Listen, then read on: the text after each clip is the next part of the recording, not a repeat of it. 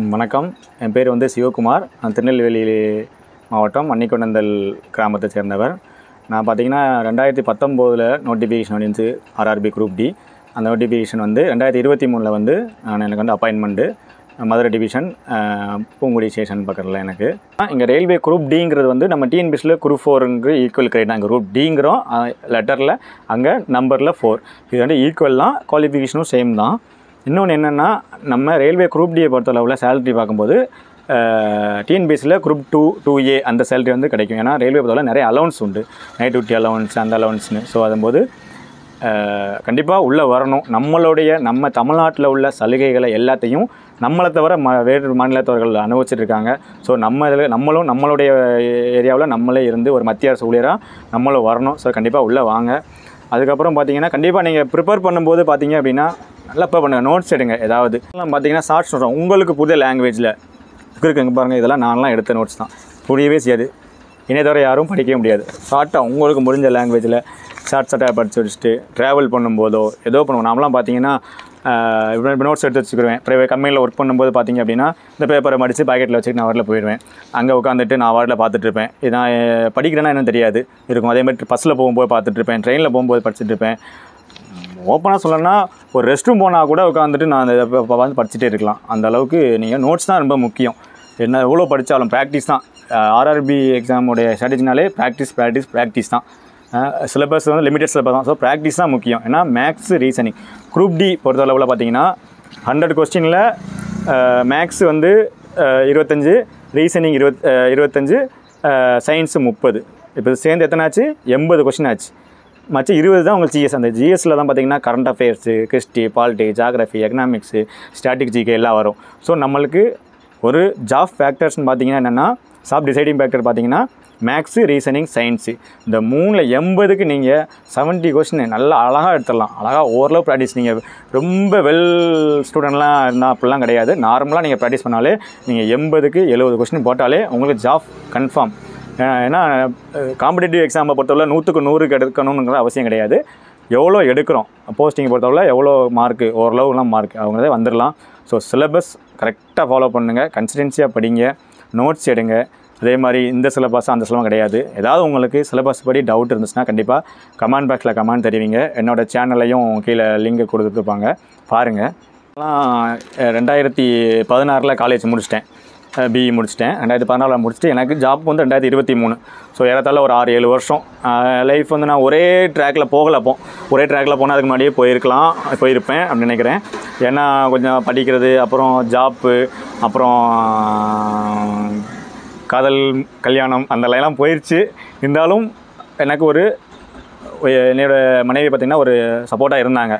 அதுவும் ஒன்று உண்டு. அதுக்கப்புறம் பார்த்திங்கன்னா நான் படிச்சுட்டு இருக்கும்போது படித்து முடிச்செல்லாம் பார்த்திங்கன்னா எக்ஸாம் படிப்பேன், புக் எடுத்து வச்சுருப்பேன். எல்லாம் என்ன சொல்கிறாங்க, சொந்தக்காரங்க முதற்கொண்டு என்ன பண்ணுவாங்கன்னா, என்னம்மா நீ புக்கை தூக்கிட்டு அலையுத, என்னம்மா படிக்கிற அப்படிம்பாங்க.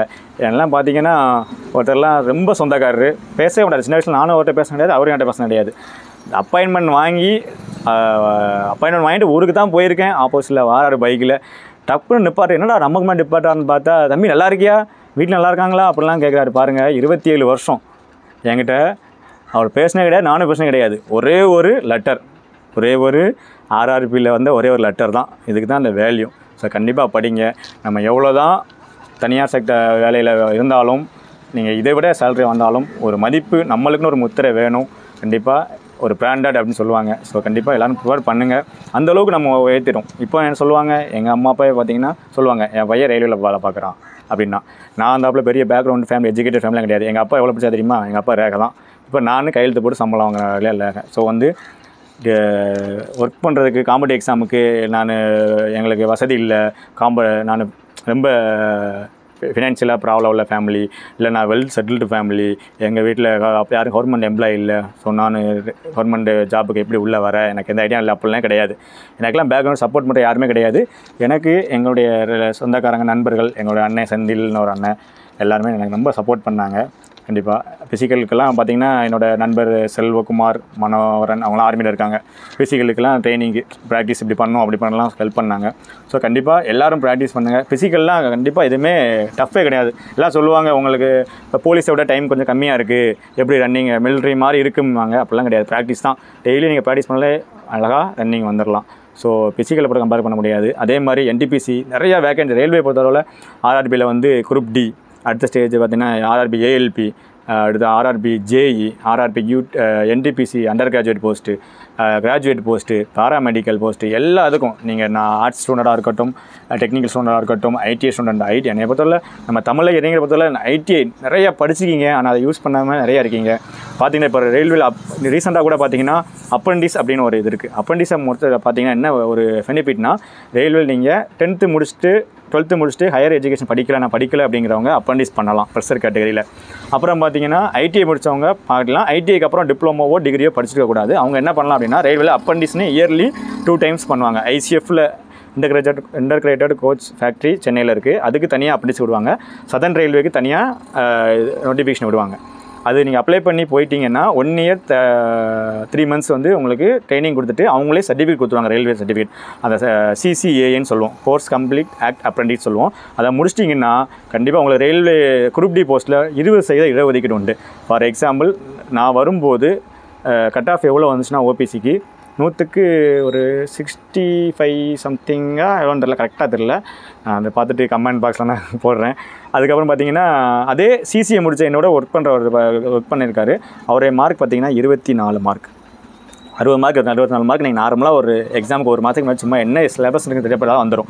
ஸோ இதுதான் பெனிஃபிட். ஸோ கண்டிப்பாக பண்ணுங்கள். ஏன்னா நம்ம இதில் முன்னாடி பார்த்தீங்கன்னா அப்ரெண்டிஸ் ஃபுல்லாகவே வட மாநிலத்தவர்கள்லாம் வந்து பண்ணாங்க. நம்ம யாரும் போகலை. இப்போவுமே நம்ம போகல. அப்போ போயிருப்போமா போகல. அவங்க கரெக்டாக உள்ளே வந்துட்டாங்கன்னா அந்த ஐடிஐ குவாலிஃபிகேஷன் நிறையா அவங்க வச்சுருக்காங்க. அப்ரெண்டிஸ் பண்ணிட்டு நிறையா உள்ளே வந்துட்டாங்க. இப்போவும் போட்டிருக்காங்க. வருஷம் கண்டிப்பாக பண்ணுங்கள். ரயில்வே அப்ரெண்டிஸ் முடித்தவங்களுக்கு, ஐடிஐ முடித்தவங்களுக்கு நல்ல வாய்ப்பு ரயில்வேயில் கொட்டி கிடக்கு. அதாவது நீங்கள் என்ன தான் பிடெக்னு முடித்தாலும் ஐடிஐ முடிச்சிருந்தா ரயில்வேயில் அவ்வளோ ஜாப் இருக்குது. டெக்னீஷியன் ஒரு போஸ்ட் வருது ஆர்ஆர்பியில். டெக்னீஷியனில் பார்த்தீங்கன்னா ஒரே ஒரு சிக்னல் டெலிகாம்ங்கிற போஸ்ட்டுக்கு மட்டும்தான் 12th மேக்ஸ் கெமிஸ்ட்ரி படித்தவங்க எலிஜிபிள். மற்ற எல்லா டெக்னீஷியனுக்குமே ஐடிஐ மட்டும்தான் எலிஜிபிள். ஆனால் நம்ம யாரும் ஐடிஐ படித்தவங்க யாரும் அப்ளை பண்ணுறது கிடையாது. அந்த போஸ்ட் ஃபுல்லாகவே பார்த்தீங்கன்னா 100க்கு 99 பேர் அந்த டெக்னீஷியன் கிரேட் 3ல் நம்ம வடமாநிலத்தெல்லாம் வராங்க. ஐடி சிலபஸை வச்சு கரெக்டாக யூட்டிலைஸ் பண்ணி வராங்க. கண்டிப்பாக நீங்கள் அப்ரெண்டிஸ் ஒன்று விட்டுறாதீங்க. கண்டிப்பாக பண்ணுங்கள். நான் இப்போ ஜாயின் பண்ணி பார்த்தீங்கன்னா ஒரு 2 வருஷம் தான் ஆகுது. அதுக்குள்ளே நான் இப்போ பார்த்தீங்கன்னா ஜிடிசி வந்துச்சு, எழுதினேன், லோகோ பைலட் எல்லாமே கிளியர் பண்ணி மெரிட்டில் நல்ல மார்க் வாங்கி வச்சுருந்தேன். இருந்தாலும் மெடிக்கலில் சின்ன இஷ்யூன்னு சொல்லி எனக்கு மெடிக்கல் அன்ஃபிட் ஆகிடுச்சு. ஸோ பார்த்தீங்க அப்படின்னா அடுத்த நல்ல வாய்ப்பு இருக்குது. விரைவில் நான் ஹையர் போஸ்டிங்கில் டிகிரி லெவல் போஸ்டிங்கிலே கண்டிப்பாக வந்துட்டு உங்களை நான் கண்டிப்பாக அடுத்த காணொலியில் கண்டிப்பாக உங்களுக்கு இன்டர்வியூ கொடுப்பேன். அதுக்கு முன்னாடி நீங்களும் ஒரு ரயில்வே எம்ப்ளாயாக உள்ளே வரணும். நீங்களும் அடுத்த ஒரு சக்ஸஸ் மீட்டு நம்ம யூடியூப்பில் நீங்களும் வரணும். வாழ்த்துக்கள்.